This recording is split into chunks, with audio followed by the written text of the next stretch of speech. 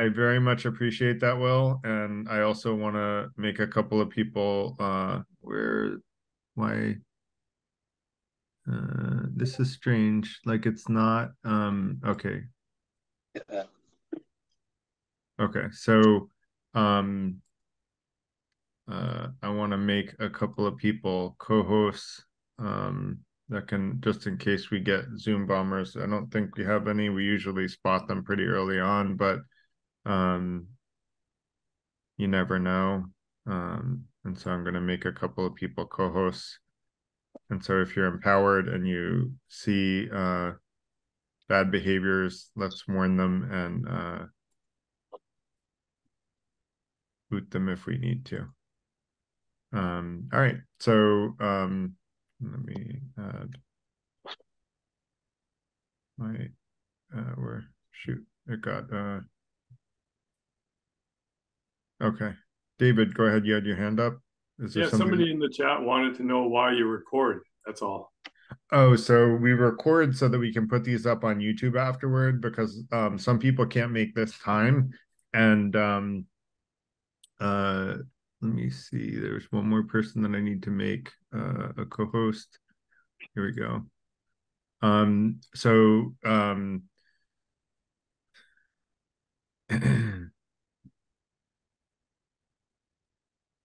so yeah, we want to record these to put them up on YouTube afterwards. And so that way, the like I don't like to repeat topics. And so if someone misses the topic or say they join the group later after, like someone who just heard me say that we talked about how to end unjust wars, if they want to hear that episode, they can go back to the YouTube recordings and hear it and see what they think about it. So that's why we record. So hopefully you can see my screen now. Sound right? Yep. All right. So I'm not going to take questions during the presentation. Wonder Woman, if you want to ask one before we start, go ahead. It's more like a comment Yeah. to David. I feel it's invasion of privacy in one way. Do you have people's photos out too? Yeah, the everything that's on the Zoom is going to be on the recording. So Oh, anyone that chooses, it gives an option. what's that? It gives an option, either got it or leave meeting. So, Yeah. No, it's up to people if they want to join, and if they don't want to join and they want to watch the recording later, they can. So everybody has a choice, and your like call. Okay, we have thank a legal disclaimer in the postings so that we're covered there. So you. yeah, Okay, thanks, yeah, Katrina. yeah, Right. no problem. All right, so I'm going to go ahead and get started. So talking about emotions, I'm going to jump right in because I didn't create an agenda, so I'm going to jump right in. I like to start with definitions. So definition of an emotion is a state of consciousness. You know, the most common emotions are joy, sorrow, fear, hate, etc. And you know, basically those feeling those uh reactions are those are the feelings of different types of emotions. And I'm going to use two very important definitions. Emotional reaction is which I would argue is undesirable, is making, and I'll give examples of why, making a decision based on emotions or based on an emotional impulse where you're basically acting impulsively out of anger or any other strong emotion.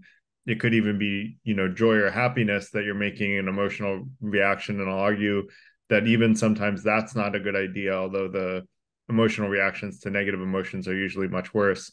But the other more desirable, in my opinion, perspective is an emotionally driven rational behavior, which is when you look at emotions at the root cause, and where the emotional response or the response is rational and deliberate. And there are sort of two steps. Is one, recognize the emotions and how they influence thoughts and actions, and then two, consciously choosing a course of action that is thought through and considers the consequences rather than just doing something, right, which is impulsiveness, without considering the consequences of that action. And I'll give some pretty specific examples that show why the latter is desirable in my opinion and the former is undesirable.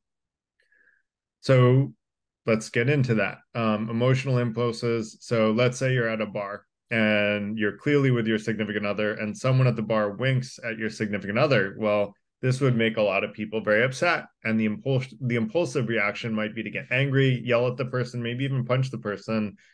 But a rational response might ask you to ask, why were you winking at my significant other? And the person might go, hey, no, I wasn't winking at your significant other. My significant other is right behind both of you. And then suddenly your rational thought avoided an unnecessary fight or potential fight that could have turned into a whole all-out bar brawl. And that's where impulses often are the shoot first and ask questions later. And you make the decision without actually knowing that you understand the situation well. And if you understand the situation well, you've kind of reasoned through it already. If you know how you're going to react and you've you've thought through it, in which case it's an emotionally driven rational behavior, not an emotional reaction. When you haven't thought through it well and you don't know what's what for sure, that's an emotional reaction. So that's one example. Now, what about positive emotional responses? Say you make a new friend at a dinner event, you get along really well, and at the end of the night, out of joy, you really like this person, you just give them a hug. But then suddenly, as you hug them, they're clearly uncomfortable and they, like stiffen up. Then while your emotional impulse was to express affection, not everybody wants physical expressions of affection. Some cultures are more adverse to it. And some people are more adverse to it. And so for both reasons, it's safer to ask someone if they want a hug, which is the well thought through perspective. Say, would you prefer a hug or to shake hands? And that's what I would argue is the rational response. And if they say, oh, I like hugs, I'm a hug person, great, give them a hug. But then you've thought through it and you've thought of the consequences of what if I hug this person and they don't like it? And you instead have asked them whether they prefer a hug or a handshake. And some people, how do you like to say goodbye? Some people don't even shake hands. Like Orthodox Jewish women, I believe, don't shake hands, or maybe Orthodox Jewish men also don't shake hands with women, I believe it is, because it's a religious custom based on not wanting to have like impure thoughts or something like that. I don't know the full deal. I just remember that one of my colleagues was Orthodox Jewish and he didn't shake hands with women, and that was just part of his religion. So that's not the reason, by the way. Okay. Thank you. Yeah. Thank you, Jacob. If I don't I know can the reason. clarify. I can clarify. Yeah, that's okay. It's Let's do that between a later. man and But a woman. Jacob, No, we Jacob, don't need that. we'll do it later, Jacob. Okay, I would Jacob, be we've already curious had some problems in here, so in the Q&A. You can clarify that, Jacob. So next is the solution: emotionally driven rational behavior. So first, objectively observe an emotion, dig deep on what the root cause is. And then I like to say, analyze positive or negative emotions at their roots, and there plant the seeds of happiness and pull out the weeds of harm. In other words, if you're feeling a happy emotion, like a positive emotion, look at the root causes of that happy emotion and try to set up future events so that things will work out to your favor so that you'll experience more positive emotions. Not in a toxic positivity sort of way, which we've addressed in other this isn't really a toxic positivity sort of thing because you're really planting the seeds for having more future happy events. For example, the example that I gave before about asking the person you had a good time with at dinner that was a new friend how they want to say goodbye. That's going to create a positive end to the evening instead of what could have been a negative end to the evening. And then that will then you can ask the person, hey, do you want to meet up for dinner another time? And if you have activities that you engage in, or like you're a member of the FTI in New York City, we have in-person meetups, then you can invite them to one of our events. And that way you're planting the seeds of happiness. And then the weeds of harm is basically weeds of negative emotions. And those are the things that are the root causes of negative emotions. And to really look at what caused that negative emotion and how do you prevent future recurrences of the situation that caused the negative emotion. So rather than just doing what the negative impulse, negative emotional impulse compels you to do, instead try to look at, hey, how do I prevent this type of situation from happening again, so you don't keep revisiting those negative emotions. And then, I do encourage, like, while I think that we should plant seeds of happiness and try to create future positive situations for happiness, some people are happy in their comfort zone, but the truth is I don't think that's really sustainable happiness, because we generally can increase our sphere of influence and control our own destiny better when we grow and learn as a human being. And so I would argue we should stay in our growth zone, which we had a conversation about on our discussion about Stoic values. I think I made a good argument that staying in the growth zone is good because that's where we learn and develop and can increase our sphere of influence. And so I recommend looking at that as an exciting adventure rather than looking at being in your growth zone, which is uncomfortable, but where you're learning and developing, looking at that as a positive thing rather than a negative thing. So next, I'm going to talk a little bit more about Stoicism on the dichotomy of control. And when you look at the root cause of the emotions, you want to practice what's called the dichotomy of control, where you separate what is in your control from what's not in your control. And sometimes the root cause of an emotion is out of your control, in which case I recommend using what's called the concept of a preferred indifferent, which means that you'd enjoy that thing, but you're going to be indifferent to it if you don't get it.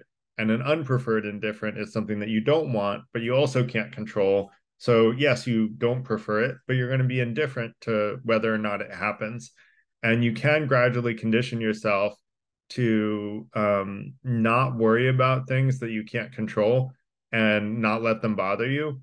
It takes time and effort, and I'm not going to say it's easy, but I will say it will increase your happiness, a lot. I will say I used to be very frustrated when I was in traffic. I drove home in rush hour traffic tonight and had no negative emotions to that whatsoever, even though it took me an hour and a half to drive, a 40-minute, what would normally be a 40-minute drive without traffic. But I knew that there's nothing I could do about it. That's, what I needed to do. So I just didn't worry about it. I wasn't going to change the traffic by being upset. So I said, I'm just going to enjoy the ride. And that's what I did. So next I'm going to talk about morality. And what I did is I looked at a lot of the common questions around emotions, and I'm trying to address the common questions around emotions. So while I don't think this is 100% of a reliable parallel, I think that often good emotions come from, and not short term, but in the long term, good emotions tend to come more from moral actions, and bad emotions come more from immoral actions. But again, we can think of exceptions to that, but I think that's a general guideline that is worth noting as a potential correlation. And what I would argue is that when I say moral, what I mean is, one, that we should prevent significant unnecessary harm to all human beings as our first priority. And also when I say emotions, like, if you, in the examples that I gave before, punching someone might be our emotional impulse, but it's not it's not going to necessarily make someone like, that's not a clear view of the situation in that scenario where I was giving, where someone may punch someone. But if you have a great time with someone at dinner and you have a great evening, that's building relationships, and that's a good thing. And I would argue is increasing happiness and decreasing harm, which should be the second priority after preventing all significant unnecessary harm to all human beings, which is the first priority. And I would argue that given those two rules, that most of the time the moral actions are aligned with good feelings in the long run, and vice versa for negative emotions, that they're aligned with immoral things. And we do also have to be sure, though, that we don't have a misunderstanding, because the example of like seeing someone wink at our partner that we think that is winking at our partner that was really winking at the person behind us is an example of a misunderstanding that may make our emotion respond to something that, you know, having them wink at the person behind us is not immoral, but it created a negative emotion in us because of our misunderstanding. And the truth is, studies show that 90% of conflict comes from misunderstanding rather than actual disagreement. So it's really important to make sure that we see the truth clearly. And the first three intentions of the FTI are intended to help see the truth more clearly. By being the best version of ourselves, seeking truth, and being fair, we're trying to see the truth more clearly and be fair in all things, and try to grow and learn. And then by transparently sharing our beliefs to the extent that we trust people and listening with an open mind, we are open-minded to new, better truths. And then by honing our critical thinking skills, we see the truth more clearly as well. So next, misunderstandings can cause the wrong emotional reaction. So the example of the bar is a great example, and I just covered these three. And so once we see the truth clearly, then I would argue that emotions are generally a good, largely aligned with moral guidelines, rather than emotions that we feel because of a misunderstanding. And the emotion is just as real, even if we have the emotion because of a misunderstanding, right? Like you think someone winks at your partner at a bar, you're going to have that negative emotion, but then, don't you feel silly if it turns out that they were winking at their partner right behind you and your partner?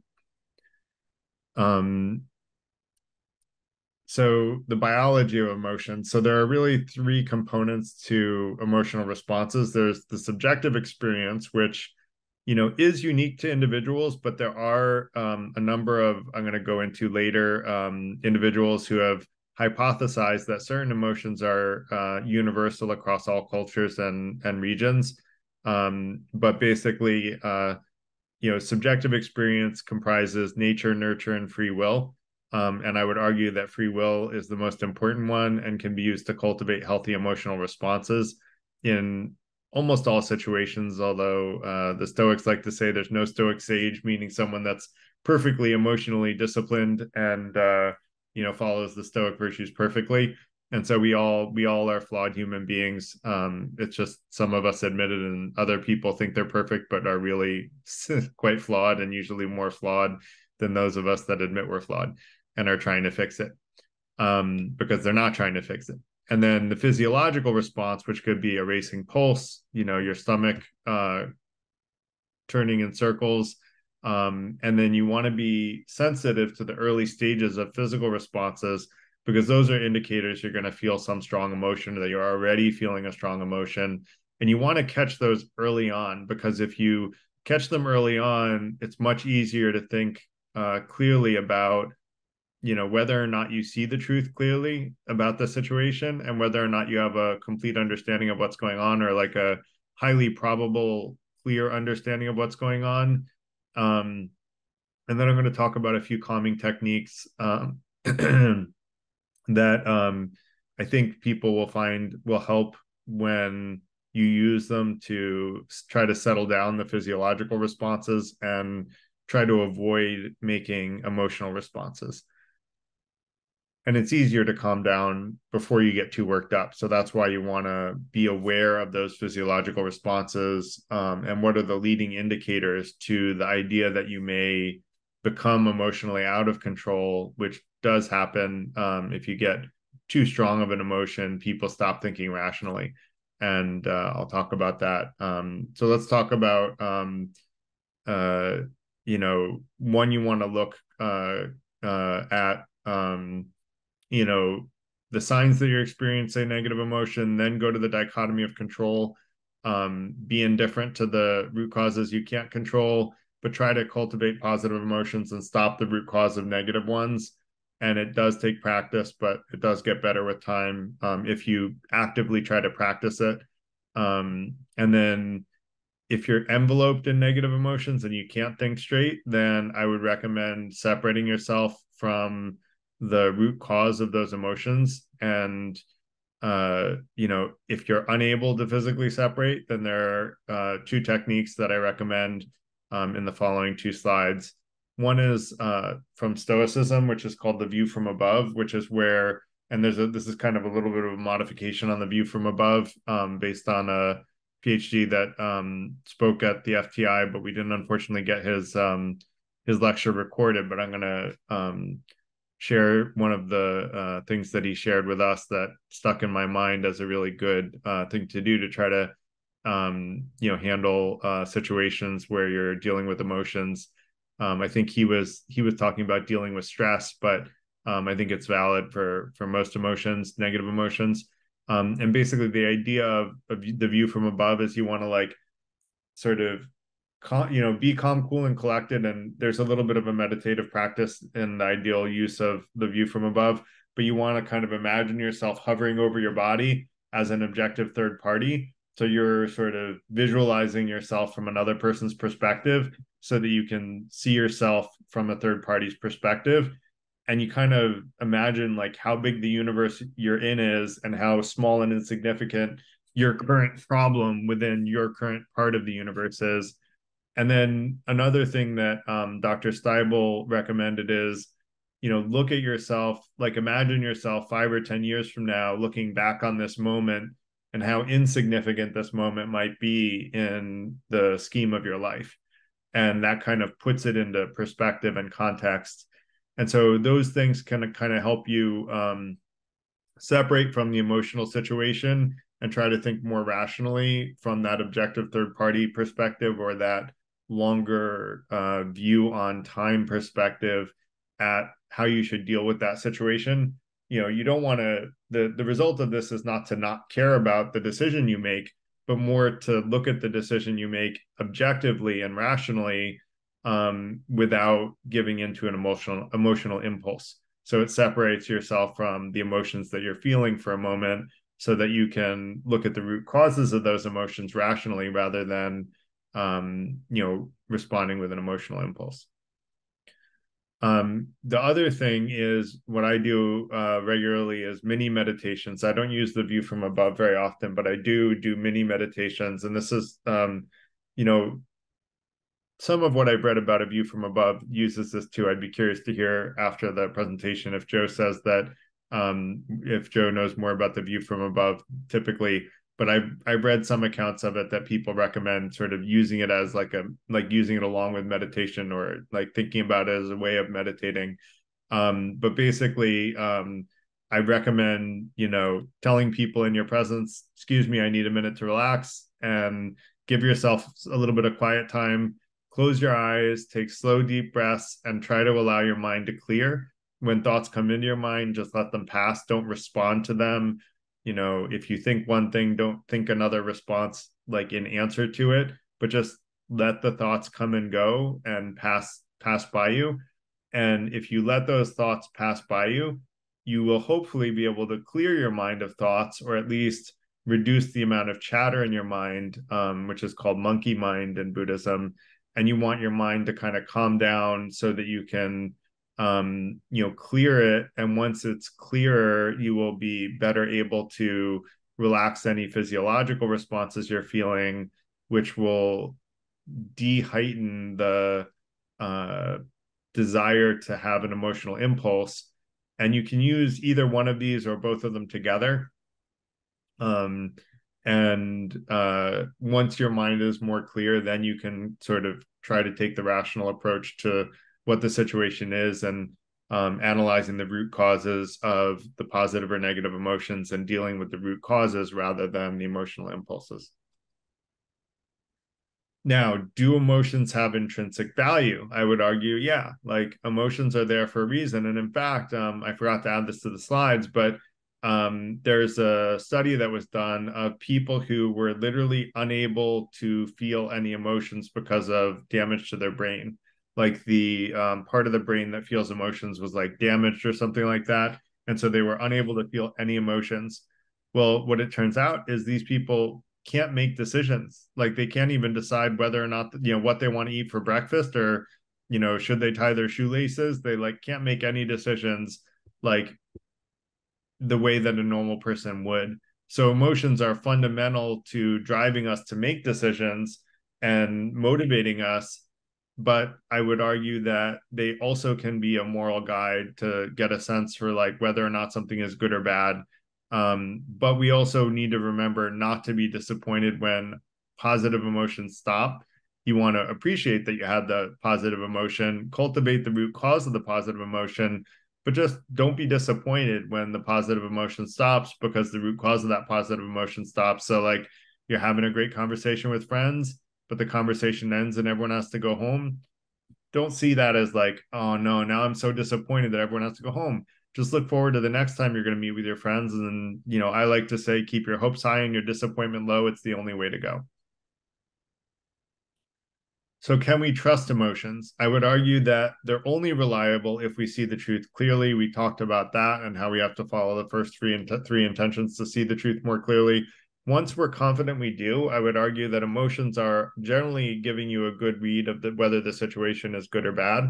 I wouldn't despair even if it's bad, because if you're doing what you can, remember the dichotomy of control, do what's in your control. And I like to say, don't stress, just do your best and accept the rest. And if you keep those two sayings in mind, I think they'll help in a lot of different situations. And so you really want to set next time to meet with those friends before you all go home, and let them know that you appreciate them, so that everyone will be excited to meet up again as a group the next time you're all free. And that's part of the fifth intention, which is an eagerness to give and receive love, platonic love in this case.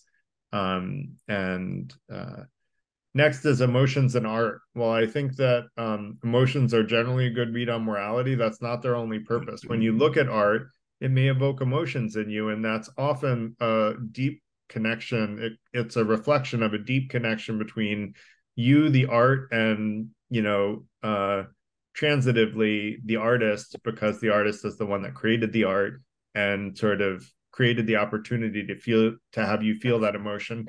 Now, evoking that emotional response is usually something that an artist wants. They are looking to create an emotional response to their art.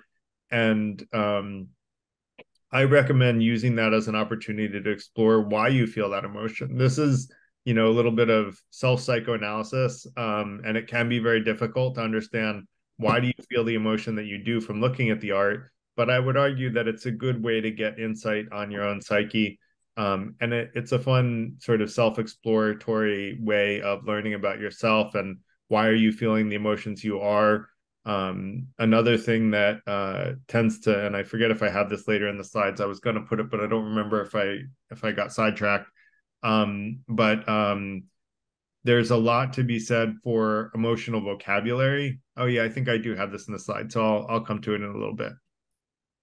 So are emotions universal? In 1972, psychologist Paul Ekman suggested that there are 6 basic emotions universal throughout all human cultures. I alluded to that earlier: fear, disgust, anger, surprise, joy, and sadness.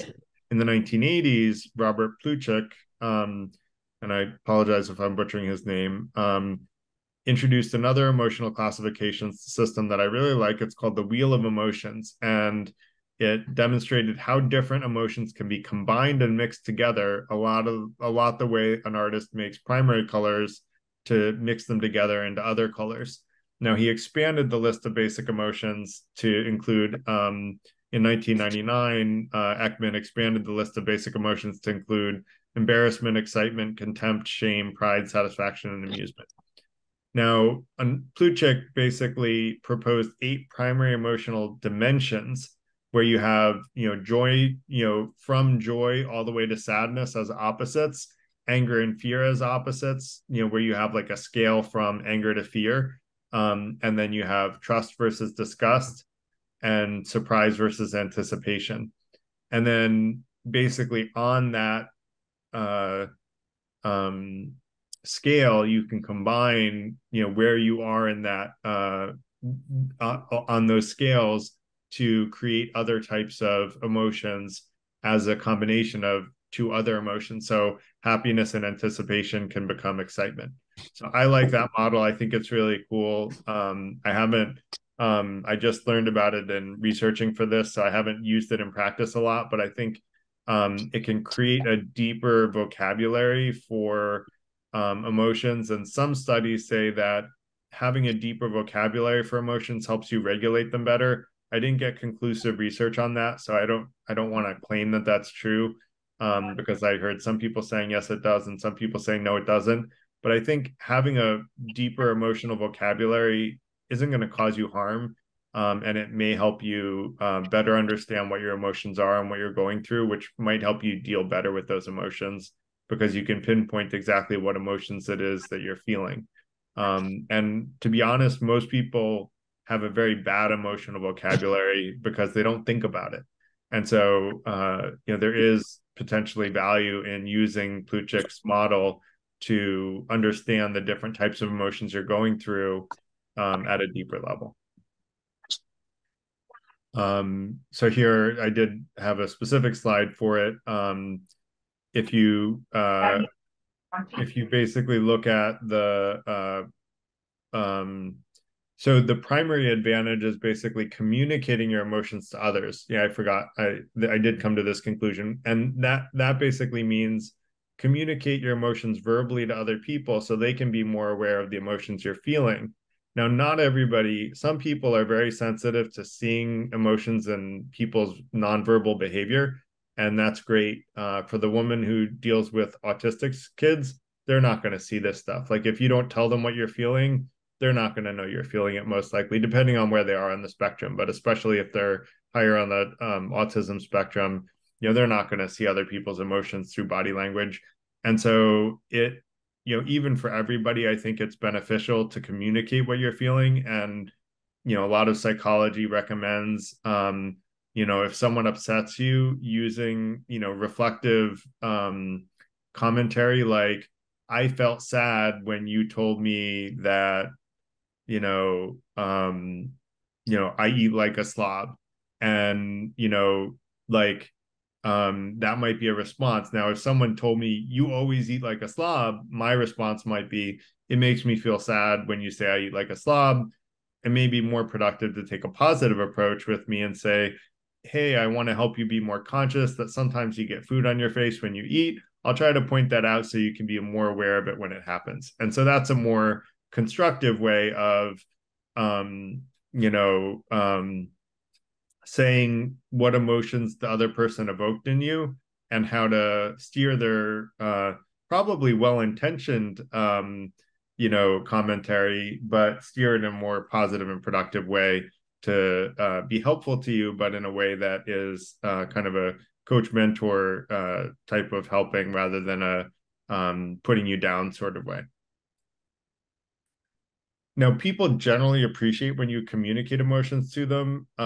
Most people will instinctively want to comfort you. And, if you're going through a negative emotion, not everybody will. There are some people that are going to stomp on you when they're down. But I recommend asking people why they do that and dig in deeper to understand, do what we call listening to understand, because they may have had so many people do that to them that they think that's the normal way to respond when someone is feeling negative emotions is, I'm just going to step on someone when they do, because everyone always stepped on me when that happened, when I said I was feeling bad. And, I like to say, everybody deserves love and compassion. The people we think deserve it the least are the ones that need it the most. And, with that in mind, that person who might be stomping on you may have gone through so much hardship that that's why they're stomping on you. And so always ask why to understand someone else's perspective before you get upset. Because most negativity, and I have another quote about this that I can put in the chat later if people want, but most negativity is not actually a result of your own flaws being accurately articulated to you. The negativity comes from one of a number of other sources. And that's why the book, there's the book, The Four Intentions and the Fifth Intention. I forget which intention it is by Don Miguel Ruiz. And one of them is to not take things personally. And the reason you shouldn't take things personally is because the least likely reason someone is being negative towards you is because you actually have a good reason for them to be negative towards you. So ironically, so there's usually another explanation. So that's the end of my presentation.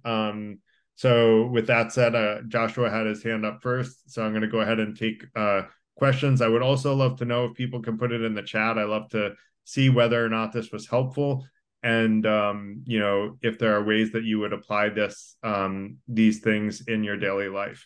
So that said, Joshua, go ahead first.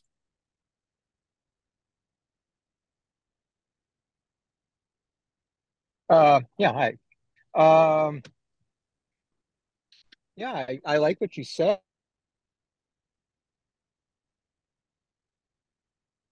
Agreement with the points that you were making. I like the fact that that you consider emotions to be closely connected with cognitive attributions. You know, that so in that sense, emotions are have a close association with what we consider to be personality. Um, I was reminded of an approach by someone you may or may not be familiar with. That sort of I think is goes along nicely with some of what some of the suggestions that you were giving, or the methods of dealing with being stuck in a kind of an emotional spiral. There was a psychologist by the name of Eugene Genland whose approach was called focusing, and it the and what he did was he formulated um, the way that our emotions or our feelings in general function in terms of um, the way in which our body manifests the style of our thinking. So if you think of it, you know, think about it in these terms. So, you know, you come home from work or whatever, and you've had a bad day, and you're tied up in knots. I mean, you think about the metaphors that we use, tied up in knots. You feel a knot in your stomach. So the affect manifests itself physiologically or in terms somatically, right? In terms of you know, back tension or headaches. But even beyond that, it has a certain kind of a sensed or felt quality to it. And so his technique involves focusing on that sense quality in order to do something which reminds me a bit of what you were describing in terms of gaming. You described it in terms of gaining that view from above, I think you said. Mm-hmm. And so his aim is to, rather than try and analyze a situation from inside of the situation, which tends to keep us stuck within the terms of the problem, that this allows you to, first of all, to neutrally, without judging it, articulate how the problem feels, the terms of the problem, right? Including, right? So you're sort of like, in a way, you know, you are kind of stepping outside of it in order to be able to see the boundaries of it.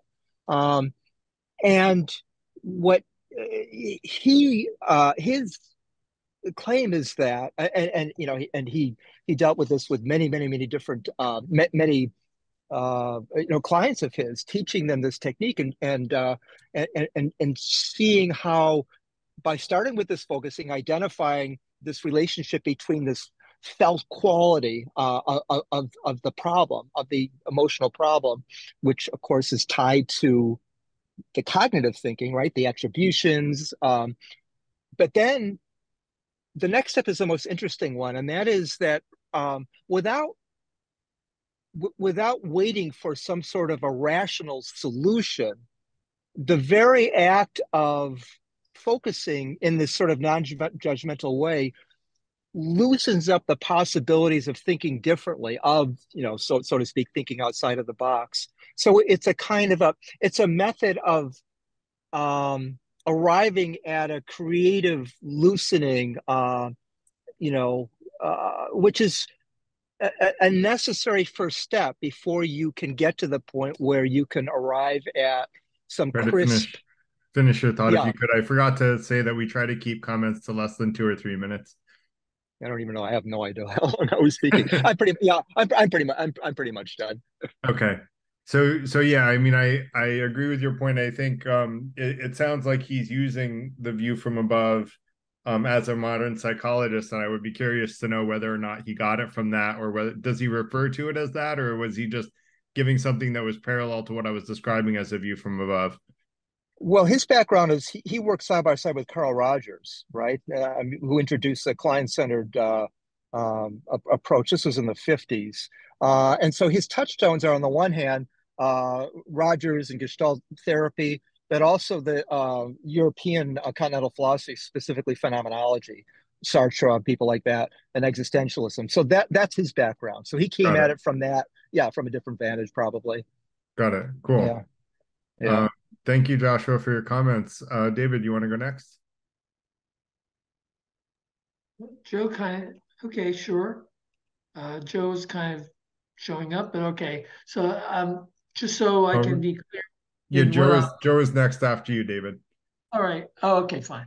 So I'm gonna posit what I'm talking about when I say free or not free. When your reaction is to what's given to you as a sensing, responding being, you're just responding to that alone is not your freedom. Your freedom is your ability to self-determine, with to think and have a choice. So just pure response is not necessarily any kind of freedom. So just want to lay out what I mean when I say free, because you have moral responsibility only when you're making a choice, not when you're compelled. If you give up and act as compelled, you're kind of giving up your authority over yourself. And that reduces your level of reacting. You can act like an animal, but that's not, you're responsible to not be like that in a public situation, in reacting with other people. Anyway, so you didn't exactly define emotion for me. I would have started with the definition, which is emotion, which is a response. It's a response, it's the energy, a response with energy that's attached to somatic or sense awareness of some object or situation. So it's your energy, your urgency to act in reaction to what your situation is. That's what I would define as emotion.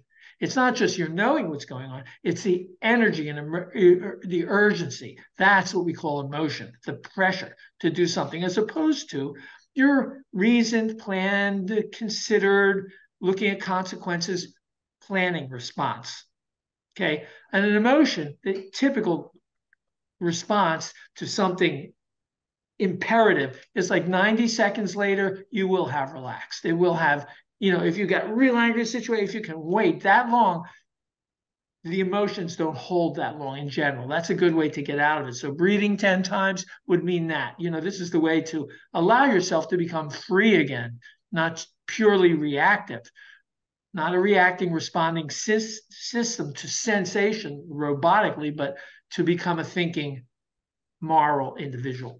And so I think you point out there are values through emotions. You can enumerate the emotions. Sure, they come from really concrete situations. It's either an interpretation of what the situation is immediately. So it's either cognitive or somatic in your body itself. For example, somatically, if you're attacked, you have pain. The anger is immediate. You don't get to consider that.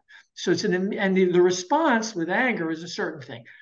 It might be the response to anger is immediately to change, separate, to eject, and avoid something. A more cognitive kind of situation is potential destruction or damage in a situation. That's a fear emotion. Anger was the direct destruction. You're avoiding that. Fear is the impending destruction. So that is a cognitive interpretation of your situation. Not that you already have a piece of flesh taken out of you, in which case you're in pain and angry, but cognitively, the impending danger is fear, and that's where you have flight or fight, and you want to elude that potential danger in the real world. So you have anger, fear, sadness, disgust, because in the real world, you can be attacked, you can see potential attacks, you have losses, there's putrid stuff which evokes disgust, like nausea, vomiting, and spitting would be the somatic responses to those. And a radical rule breaking of things you expect is surprise, and that creates a heightened awareness. Now, the amount of the emotion is the degree of energy that this is dumping into your system, right? So emotions thoughts and beliefs. These are your internal states, and the physical, your presence, your bodies and objects, things that are taken from you or objects outside of you. This is the realm of interactions with other people. And this is where you start to get into what's your right and what isn't your right. What's the way to respond? You have rights to act on what's real, we would generally say. Someone's, attacking you physically or taking things away that are yours really. You don't have much of a right to react on your emotion. Why would you? That's inside you. They took a penny from you, but it was a prize penny. It was your grandfather. It was a meaningful thing to you. You only have a limited amount of. We only accept a limited amount of your reaction at that level, and so your moral status entails primarily your intentions. Okay, and that means so you're looking at the objective world, but you have an interpretation. But once you act, your interpretation is going to be subject to shared judgment. Other people are going to judge your act. So you must be responsible for your own act, even in retrospect, looking at yourself after the fact. You have to be satisfied with your act, or else you'll judge yourself in error. So I'd say that when we're looking at, yes, our emotions become important in terms of our understanding us in the world, but when we actually come to act, we want to overcome Try to finish your up that emotion. thought. Yeah, this is it. And, we want to be able to look back on ourselves on how we've acted. So we have to overcome the immediate urgency of that energy and emotion and frame it. What is the real objective part of the world I'm dealing with? I'm going to be viewed that way by others and myself. That's why I'll stop. Thanks. So am I understanding that you believe all emotions like compel emotional reactions, or would you acknowledge that you can hold emotions lightly so that they don't blind us into emotional reactions, but we can think rationally and respond to emotions with a rational response? You're asking the same question to me as, can somebody stand on one foot on a tall wall? Some people have developed a balance. It's a matter of practice, knowing what to do and trying it over and over until you're good at it. As a child, you do not separate the emotional reaction from your acting reaction. Yes, we can learn this. I don't know that anyone, as you said, stoic or whatever the word, it's perfect separation, but it's going to be your responsibility in the end. So we should be training ourselves to separate the emotional immediacy, which is just a fact, from our objectification, our turning it to acting itself. We have that choice to separate those two. How good we are at it, it's up to ourselves to train ourselves. Great, thanks. Joe, go ahead. So yeah, thank you. I think, actually, just to respond to something that David had said, I mean, there's what Viktor Frankl says is that there's a space between the stimulus and the response. And what meditation actually does do, things like that, when you become more mindful, it increases that space. So that is one way you can actually, engage with your emotions a little bit more in a healthy way. But I think it's really important to also understand that there are emotions that actually enable us to be pro-social. There is concern, there's sadness. These are healthy emotions that we can have. It's just when they become anxiety, when they become depression, when they become something much more debilitating, taking away from our ability to become, our best selves. So if we think of this, why do we want to, engage with our emotions in a healthy manner to begin with? It's because we don't want to necessarily be impeded in actually becoming what we would say is our ideal self. So the idea is that if I become overwhelmed, if I have an adverse, what we all have tendencies to do is to actually overvalue whatever our judgments are about a particular negative event. So an example would be sometimes we would, let's just say if you wrote a book and there were 100 reviews and you had one review that was negative, you would maybe have a tendency sometimes to focus on the negative review or something along those lines. And that would be actually a misperception of reality. So that's something is that I'm not saying all people do that, but I'm just saying that that's sometimes a tendency to hone in on the negative, and that has, that has it distorts our perspective on reality. So what we can do in order to do that is we can do things like cognitive distancing, is another thing that is often seen as a way of separating our judgments and our emotions, and kind of taking a step back and looking at them through a more rational lens. And so this is also the idea of how rational, cognitive behavioral therapy, rationally emotive behavioral therapy actually works. So how, it's something that happens in adversity. We have the stimulus, as David was saying, but then we have that moment, we're going to say, all right, here's the response.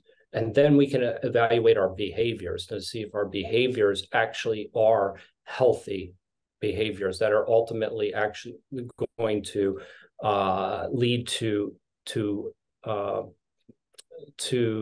resolving or actually dealing with the situation in the best way possible.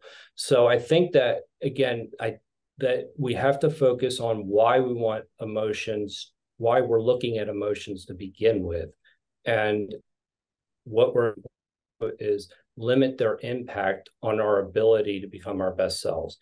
The other aspect of it is that there are aspects of emotions that allow us to connect with one another and in a pro-social way, so that we get along as a community. If somebody's suffering, we understand that. We understand what suffering is. So we have that perspective, and we can work towards the reduction of suffering through that. So I think that these are important things, and there are a lot of different tactics that we could use. A view from above is one that is excellent as well. There's actually a Stoic course being taught this week that is actually covering emotions right now. So if people want to do that, and there's also another course by Donald Robertson on Marcus Aurelius that actually walks you through all the different types of techniques that one can use that Marcus Aurelius himself used in order to manage his emotions. So there. Great. I have some other specific techniques that can be used, but anyway, that. Thanks, Joe. By the way, Katie asked where the if you want to point to the other events, it's always good to share wisdom, in my opinion. Although I got kicked out of a Stoic group for sharing wisdom because they wanted to not mention other groups in their group, but I'm happy to mention other Stoic groups if you'd like to. Yeah, I'll put that in there, and I apologize for not clearing that with you first. So thank you. No, I don't mind. I don't mind you doing it. Although I may not want to promote the one that kicked me out because I was actually following all the rules. They said no links, and so I didn't share any links, and then they kicked me out anyway, even though I didn't share links. But I just, I mentioned this event because someone in the group was talking about how to deal with emotions, and I said, oh, I have an event on emotions coming up, and then he's like, oh, you're out. You can't mention your organization. So you may know the person, Joe. I'll talk to you about it offline if you're up for that. So Dominic, go ahead. I'm sorry. Go ahead, Joe. One quick thing is that, this is also pointing to the fact that as to why we want to become more mindful and more rational, and actually we can channel that. And if we look at things more in a more through a perspective of virtue, that's another aspect of it, that it actually allows us to transcend a lot of these emotions.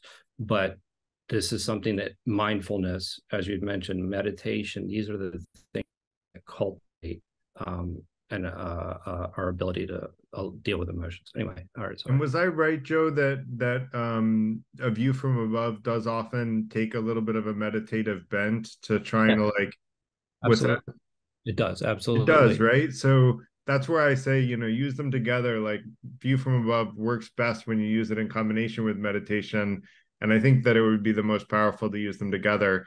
And so thanks. Appreciate your Pale Blue Dot video actually as well. Pale Blue Dot video by Carl Sagan is really helpful as far as just zooming out little by little And then Marcus Aurelius is obviously zooming out little by little, and as he starts to see the markets and starts to see things, we have perspective, and it kind of puts whatever we're going through and realize we're not alone.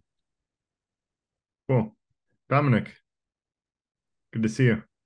Hi, hey there. So I'm running a meetup on Wednesdays. No, I'm kidding. In terms of announcements. It's okay. I wouldn't mind. No. Okay, so I try to address a few points, but yeah, I'll use my time. So I think that ultimately, I currently believe, I will not declare this, I currently am convinced that ultimately we all humans act upon our feelings. And I use it interchangeably with emotions. Maybe that's not entirely correct, but on feelings, emotions, on this kind of domain, I think that ultimately this is driving all our actions. Because even if you're, let's say, a person of duty and you say, I don't feel to do this or that, but I will go and do the other thing that is sort of, I'm acting against my feelings and emotions because I'm a man of duty or whatever. Even then you do it because ultimately it feels right. So when you then go to bed at the end of the day, you feel that you have done the right thing. So even in that case, for example, I think this would be a person who has been acting driven by the domain of feelings and emotions and so on. So that's currently what I think at the moment. And with that said, I think that the presentation that you gave, a lot of points I do agree, but I sense that sort of between the lines, everything that you presented is in the spirit of the idea, even though you brought in the arts as well and so on, that ultimately what comes from the rational mind, from cognitive processes, is somehow superior.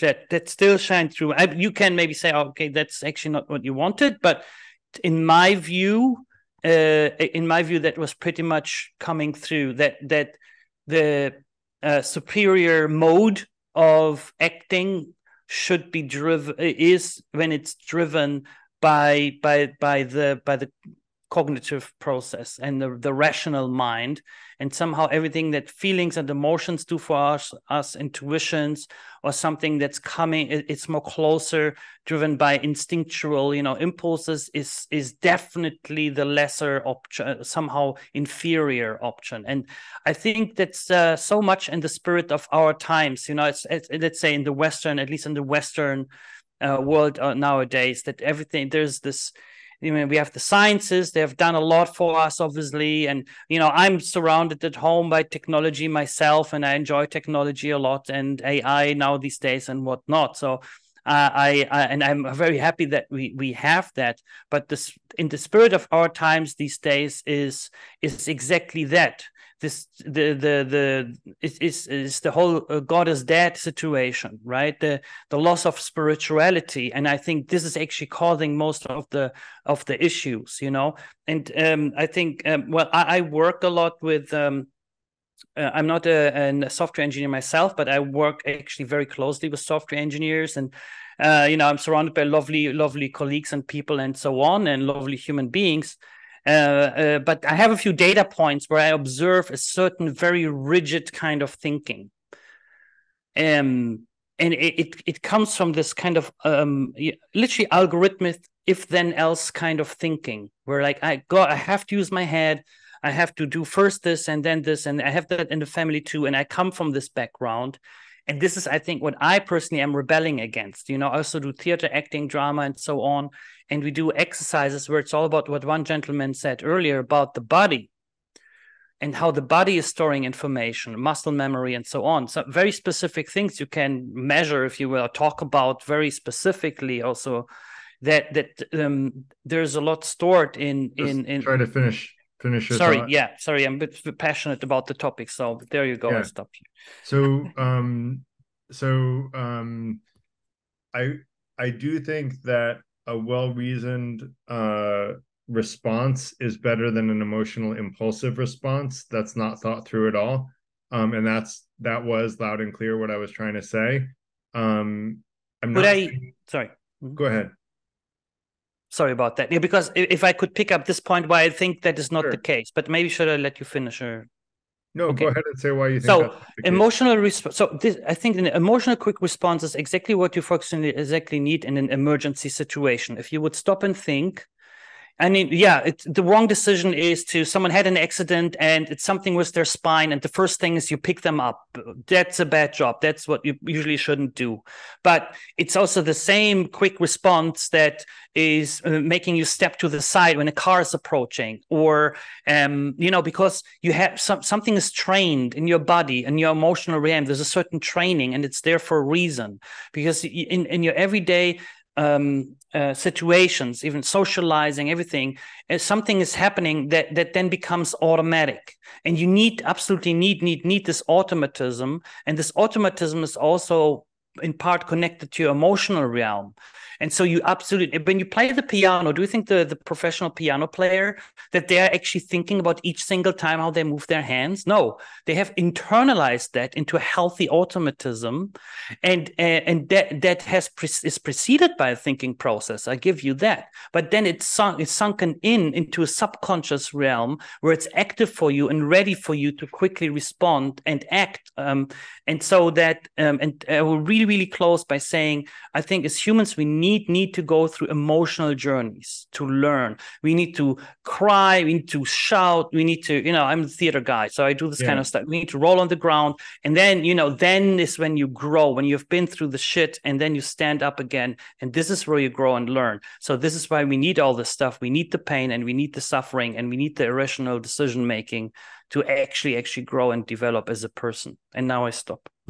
Yeah, so I didn't address emotional repression. I was not suggesting that. I'm suggesting we should feel our emotions. We should think about what emotion we're feeling and what is the root cause of why we felt that emotion. And just like the pianist, if you practice doing that on a regular basis and you practice catching yourself before you have a strong emotion and an emotional impulse, you will create a muscle memory for thinking rationally and not getting so emotional about things. I've done this, since Greg Lopez. I used to go to his Stoic events, and I went to his practicum, which was about, putting Stoicism into our lives. And, I was reading the Gorman book at the same time on emotional intelligence, and combining both of those, like, I've become much less, driven by, like less likely to respond on emotional impulses, which the times that I did do that, it was almost always bad. And, almost like, yes, those instincts exist for a reason, an evolutionary reason. But the truth is, very rarely do we need that actual response, the emotional impulse. In modern society, almost always the well thought out response is superior. Now, if someone throws a punch at you, like, yeah, the emotional response might be to defend yourself, and that might be better. But most likely, that person shouldn't have thrown the punch at you in the first place. There are very few good reasons for, getting into a violent situation in the first place. And most likely, if someone does throw a punch at you, you might have made a mistake beforehand. But most likely it was the result of a miscommunication 90% of the time. So again, I'm digressing too much, Dominic, but I hear you. I guess I would say that I think that reason is really the best guide, and the Stoics, I think, would agree with that, as did the Buddhists. That said, David, do you want to go next? Yeah. I found what Dominic was talking about, the automation of skills and what we do. That's as you go through life, more and more becomes automatic. But that's not my point that I wanted to make. I think sort of a subtext to this conversation is you have emotions, and then you have kind of whether you like that emotion or not. Like, it's almost like a meta view of your emotions, but it's also an you like. I think you're suggesting some emotions you wouldn't want to negate in any way, such as joy or happiness or compassion. but other emotions such as anger, you want to dampen down. So I find it interesting that the liking or disliking of different emotions as kind of the level that we're carrying on this conversation at. And I just No, want no, I'm not at all saying that I dislike emotions. I like emotions.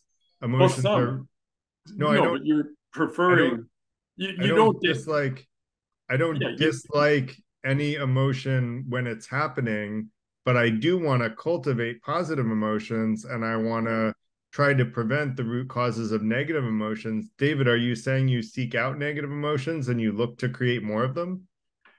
what I'm saying is that we are kind of looking at some emotions as negative and some as positive.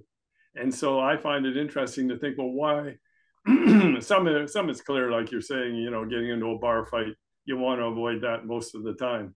But a lot of the other emotions, like for instance, sadness in men in some cultures and in some men, it can be a positive, but in other cultures or in other men, sadness is considered a negative emotion, and they try to dampen it down.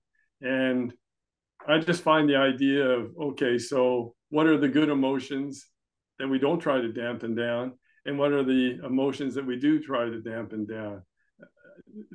That's what I find interesting. Like So why? I know bar fights are kind of obvious, but a lot of them isn't that obvious. And do like how much do we dampen down which emotions?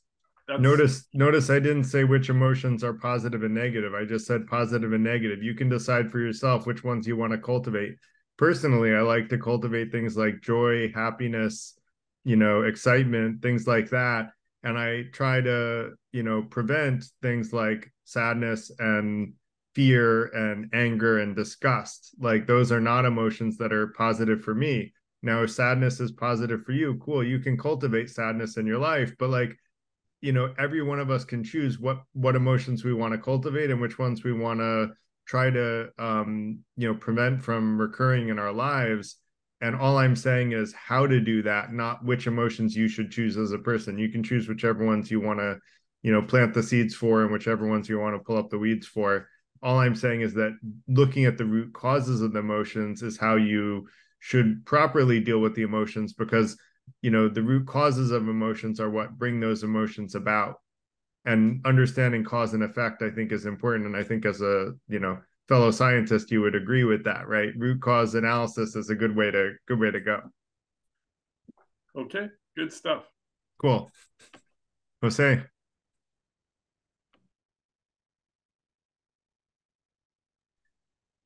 Yes, I'd like to make distinguish a couple of scenarios, and then I'm going to ask you a question, Gareth, Sure. based on what I read, and then I have a comment.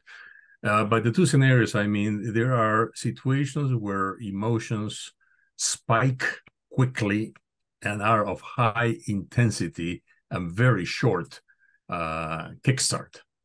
So examples of the fight in the bar, the examples of somebody cuts you off while you're driving, these are situations where the emotions spike really quickly, right?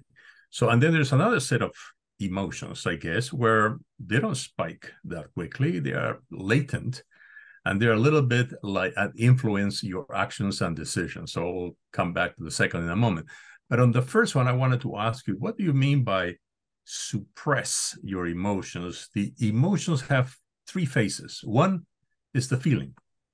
Second is the expression of that feeling. I may be an excellent poker player and you will not know what my emotions are. However, I'm feeling them.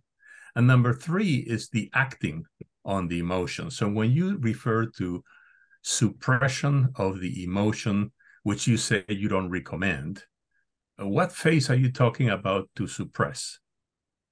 So a repression of an emotion is to try to actively prevent yourself from feeling the emotion without dealing with the root causes of the emotion.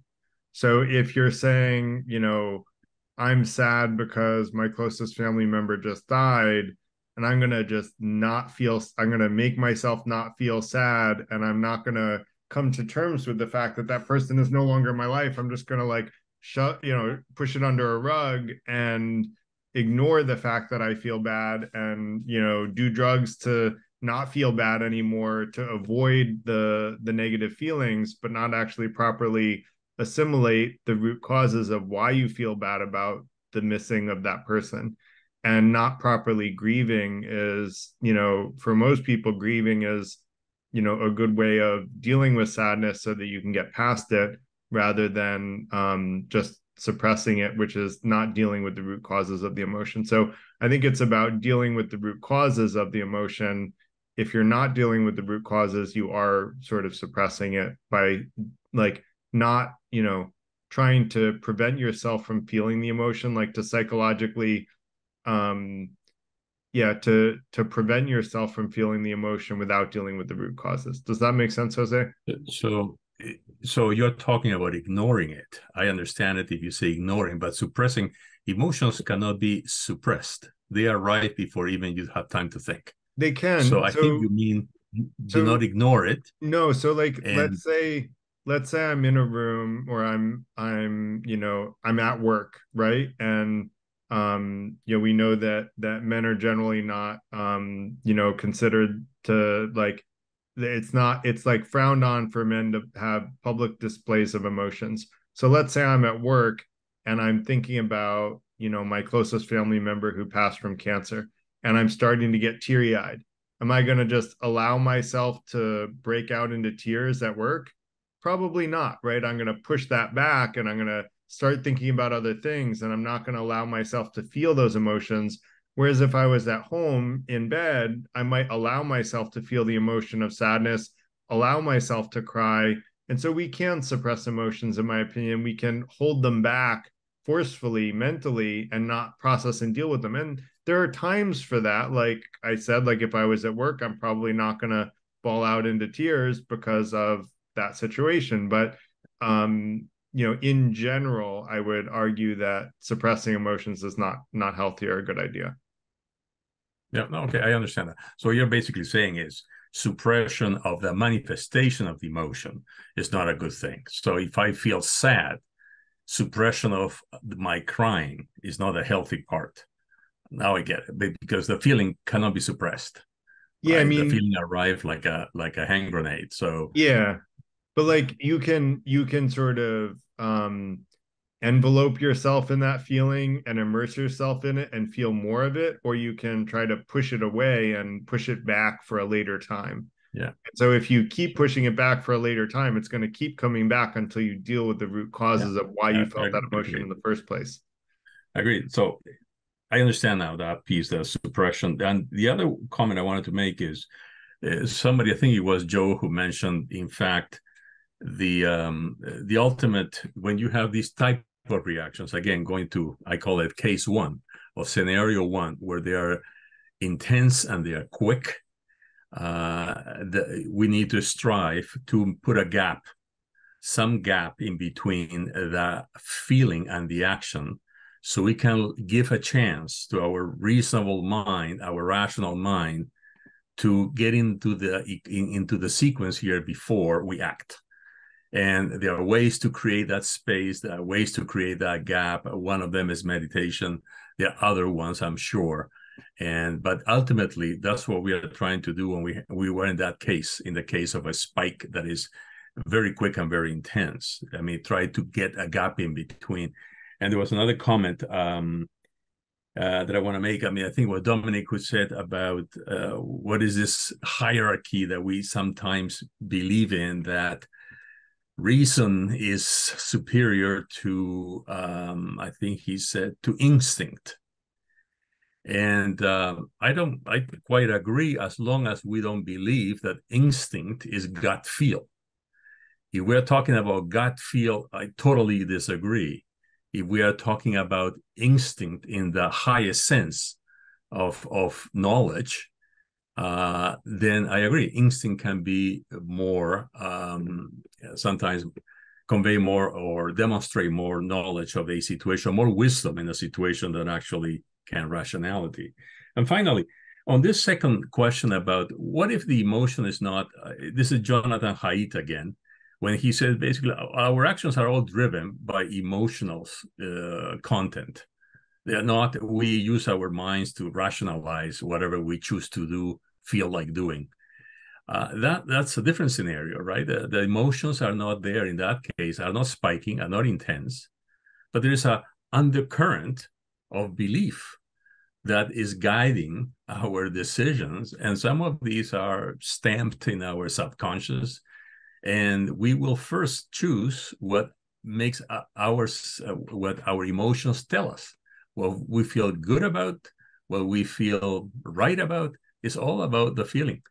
And I think the dynamic in those situations is very different than in the one where somebody cuts me off in the highway, right? And that's more of a deeper analysis as to why we believe what we believe.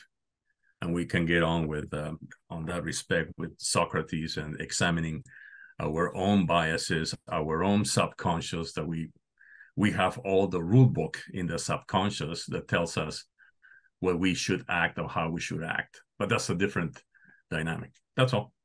Thank you. Yeah, we had another event on, and I hear what you're saying about reason being superior to instinctual responses, but that's different from gut feel. I agree with you. Gut feel can, the book Blink talks about from Malcolm Gladwell, gut feel can take 1,000 things into account, like instantaneously, and give us some really good insight. And we had another event on when to use intuition versus reason. And I gave examples of where, gut feel, like generally, I am a big believer in trust your gut, because even when my gut, like I couldn't rationally defend it, it usually turned out in retrospect, when I look back on my life, my gut feel was actually more right than the rationalization that I was, coming up with at the time. And so I'm a big believer in trust your gut. Jack Welch wrote a book about trust your gut. And well, I don't agree with him on everything. He was a pretty good business person. And I think it was called Straight from the Gut or something like that. I forget. But yeah, as far as Jonathan Haidt, he says that most people are primarily driven by emotion. Not that everybody is, by the way, because I at first was at odds with Jonathan Haidt and said I disagreed with him. And then when I read more carefully, he crafted his wording carefully to say people usually make emotional decisions and then rationally justify them. Some of us are hyper rationalists and we make more often rationally driven decisions. And I would encourage people to do that when their gut instincts are not telling them to do otherwise. I think trusting your ability to reason as the primary decision maker is usually a better option, although trusting your gut, I think, should trump that. So does that make sense, Jose? Yeah, thank you. Cool. Thanks. Kelly, how are you? Good. Thank you. So as we all agree, our emotions are so complex. So even, somebody mentioned, instead of denying, I really agree. We gotta accept, we recognize our emotion, but, as a human being, we are really, full of the, flaws. So if we just stay where we are, how we feel, we're gonna become, emotional, slave in our, emotions. So, we want to be healthy. Then what we do? We go to, gym. We just walk. So we exercise a lot. So I think, we also have to, exercise to cultivate our emotion to be mature, emotional health. As Gero said, you said this morning, you were caught in the traffic. Yeah, you cannot do anything. So maybe if you really reframe the situation into positive way, so you can take that time, yeah, it's an opportunity to meditation or pray, or you can listen to music, or you can listen to the audio, or you are really sick, so you are in the hospital. So instead of your real remorse and why me, instead you can just look around. I'm in the really good hospital. I'm just so many good nurses and so many doctors are taking care of me. So this is a I read article from somewhere. So that article really emphasized, accept your emotion, but reframe that situation into a positive way. Then you're gonna be a really, better version of yourself. That's that point in time I want to just mention. Yeah, I think that's a great point. And I think you said pray, right, Kelly? Yes. Yeah. I think prayer, the power of prayer, even if it's only a placebo and there's not a higher power listening, I think there probably is, but even if it's only a placebo, it might make you feel better anyway. And I used to say when I was an agnostic, it doesn't hurt to pray. I mean, either someone's listening or someone's not, and at least I feel better because I'm praying. So so I just Yeah. prayed for me, but no, yeah, you don't have to, Wonder Woman, but the reframing of negative things in a positive way, I think, is a great idea. I love the saying, like, when life gives you lemons, make lemonade. And I've had so many experiences that seemed like negative experiences that when I reframed them, turned into opportunities. And if you look at a negative thing as an opportunity, you can see the bright side of any, every cloud has a silver lining is the other saying that I like. And there's always there's always a positive aspect to anything that happens in life if you look for it, but you have to look for it. And it's better to focus on the positive, not toxic positivity. Yes, acknowledge the negative, but try to make the most of the situation, which is part of the dichotomy of control. Do your best and accept the rest. So that said, thank you, Kelly, for your comments. Appreciate them. And Joshua. Yeah. I wanted to mention some of the more recent thinking about affectivity, because mostly we've been talking about emotion, and terms like feeling have made their way in from time to time in this conversation. But wanted to raise the issue of the relationship of notions like emotion, mood, feeling to a larger category called affectivity. There was what's been called an affective turn. About 30, 40 years ago, there was a linguistic turn in philosophy, and more recently in the social sciences and in philosophy and in related areas, there was what's been called an affective turn. And at the heart of this particular reorientation was a kind of a turning the tables on a classic way of thinking, which does privilege was first of all separate into a kind of a dualism, emotion versus thought, and then making one superior to the other. And in the affective turn, that's been kind of reversed. So the neuropsychologist Antonio Damasio was among those in psychology, which sort of spearheaded this shift. And Garrett, you sort of touched on some of his research. For example, he studied people with damage to certain parts of the brain, which prevented them from being able to effectively, deal with situations. And as you said, he couldn't make any decisions. But then you went on to say, well, that doesn't mean that affect in and of itself or emotion in and of itself is sort of, has the capabilities that reason does. But what this research is showing is that it doesn't make any sense at any level to separate out the affective from the intentional, the reasonable, the rational. They're so closely intertwined at every level that one has to come to the conclusion that affect is the cradle within which cognition rests, which means that the world, the reading, the meaning of rationality is that the world matters to us in a certain way. In other words, our understanding of the world is attuned affectively.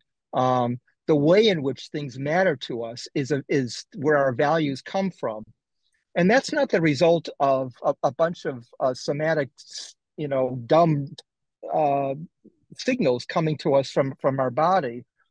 There's a wisdom to it, which is inherent in the way that affectivity is completely and inextricably integrated with every aspect of thought. There is no such thing as a thought which is non-affective. We're always attuned in one way or another. So the issue then becomes one of it directs us towards the notion that we're fundamentally, as human beings, we're sense-making creatures. That is to say, we are our goals are oriented towards anticipating our world in ways that are coherent and make sense to us. And affectivity is sort of